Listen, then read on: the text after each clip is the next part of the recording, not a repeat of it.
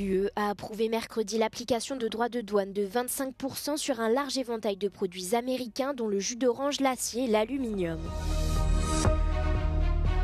Le roi Charles III a été accueilli ce mercredi par la première ministre italienne Giorgia Meloni.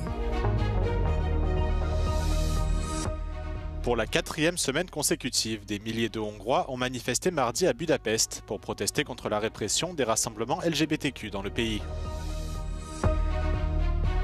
Dans son nouveau rapport, la Cour des comptes a critiqué la Commission européenne pour son financement opaque des organisations non gouvernementales.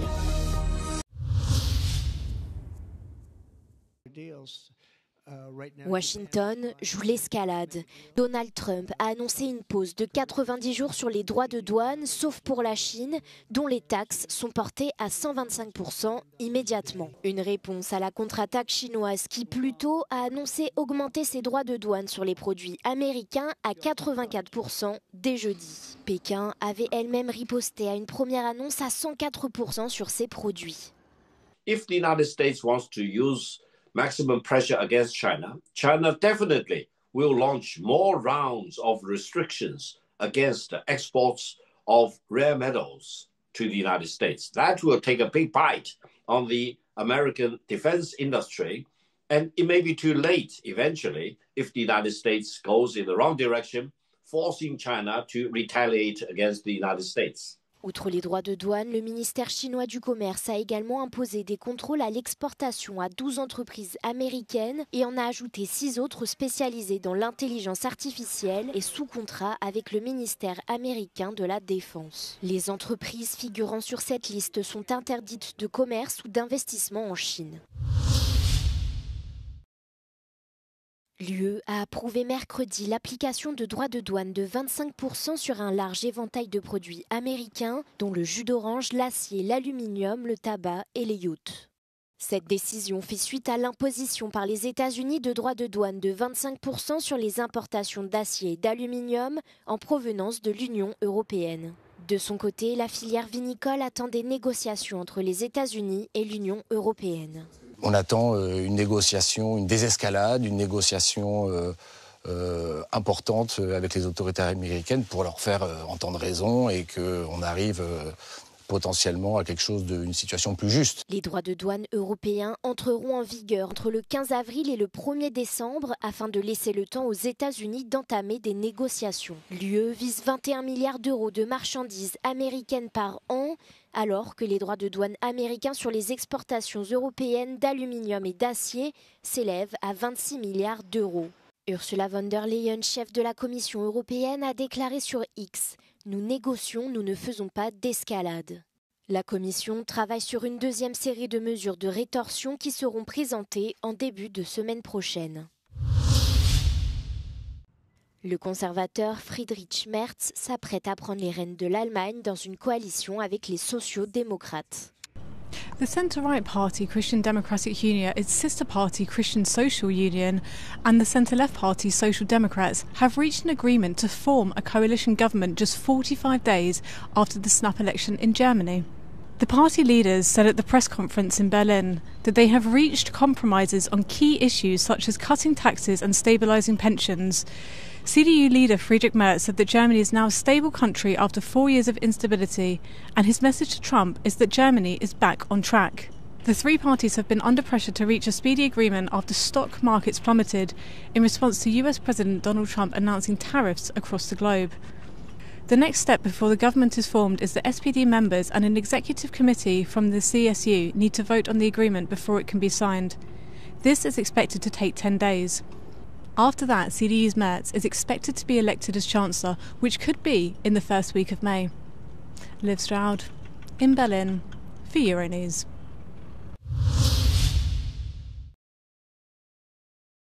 La paix ne doit jamais être tenue pour acquise. Ce sont les mots prononcés par le roi Charles III à Rome. Le monarque a été accueilli ce mercredi par la première ministre italienne Giorgia Meloni dans l'historique Villa Pamphili.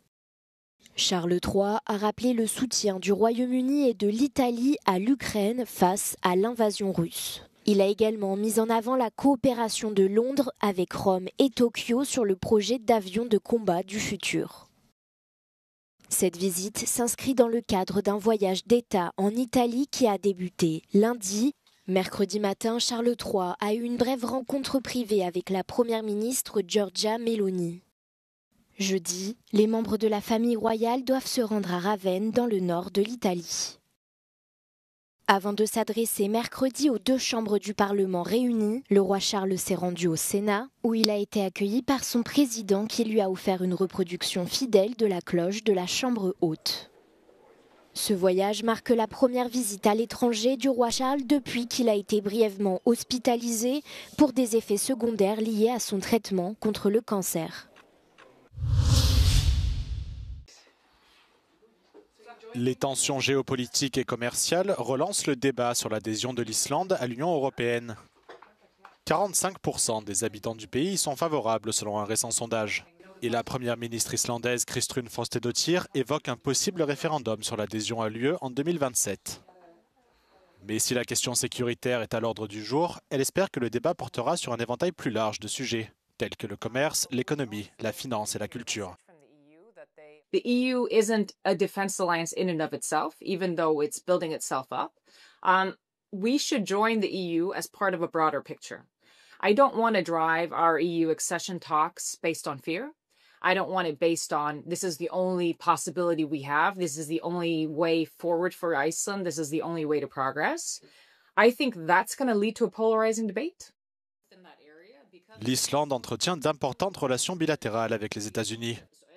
La première ministre reste cependant fermement attachée à l'Europe et exhorte l'UE à maintenir autant que possible ses liens avec Washington. It's very important for us that any security engagement, any sort of change in that relationship doesn't mean that it's excluding the US, but that it's maybe changing the relationship between the two, because Iceland really thrives on that transatlantic unity being in place. Face aux droits de douane de 10% imposés par l'administration Trump à son encontre, l'Islande a décidé de ne pas répliquer. Kristrún Frostadóttir veut donner la priorité à la négociation et au renforcement des liens de l'Islande avec ses autres partenaires. We are not going to respond with our own tariffs. I mean, we believe in free trade. We're a small economy. Our strength in that sense is more how we negotiate our way through those tariffs, but also how we engage with other countries. So we won't be engaging in counter tariffs. Découvrez l'intégralité de l'entretien dans The Europe Conversation ce week-end.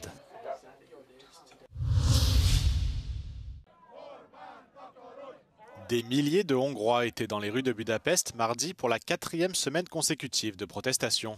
Les manifestants ont bloqué le pont Elisabeth de la capitale hongroise pour s'opposer au durcissement de la loi sur les rassemblements LGBTQ dans le pays.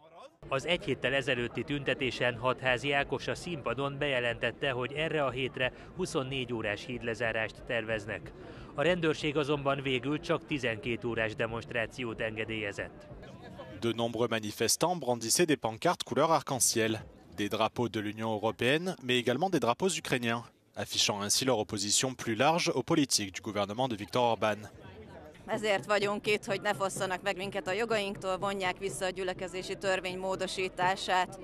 Az ember társas lény, ha már ketten vagyunk, az gyülekezésnek számít, Magyarországon be kell jelenteni. Ha még ezt is megvonják tőlünk, akkor vége a szabadságunknak. La manifestation a de nouveau rassemblé des personnes de tout âge et de tout milieu social. A lényeg az, hogy megmutassuk, hogy itt vagyunk, hogy nem adjuk fel, és hogy nem fogjuk tűrni a megaláztatást, hanem kiállunk magunkért. Hát így.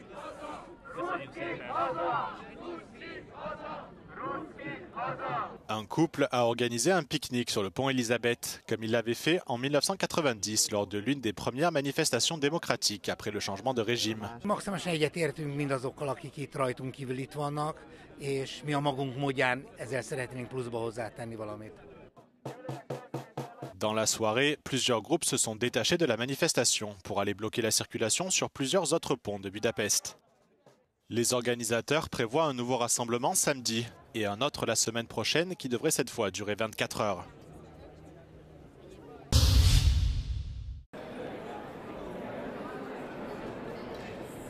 Dans un nouveau rapport, la Cour des comptes a critiqué la Commission européenne pour son financement opaque des organisations non gouvernementales.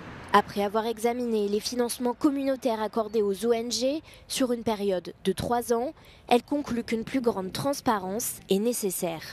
Dans le même temps, elle n'a trouvé aucune preuve de mauvaise conduite. Information on EU funding, including lobbying, is neither reliable nor transparent.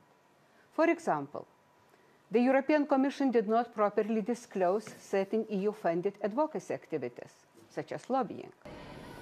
Le rapport intervient à un moment où la question du financement des ONG est devenue politiquement conflictuelle à Bruxelles. Le Parti populaire européen, parti conservateur, affirme que la Commission a donné des instructions aux ONG pour qu'elles fassent pression sur les membres du Parlement, mais les ONG ont fermement démenti ces allégations. Luckily, the report shows that there is no scandal on NGO funding. It didn't find any evidence of misuse of funds. It didn't find any evidence on what our opponent said was undue lobbying. On the contrary, it confirms that we have the right to receive funding and use that for advocacy activities, and that this is covered by the rules and regulations on which we work. Pour le Parti populaire européen, l'absence de preuves dans le rapport de la Cour des comptes serait due au manque de transparence. As there is no requirement to prove what has been done with the money, you cannot get any evidence, because if they are not required, and they cannot be documented what has been done with the money. Il n'y a pas d'obstacle juridique à ce que les ONG fassent du lobbying directement auprès des législateurs, mais les députés européens sont tenus de publier les détails de toutes les réunions.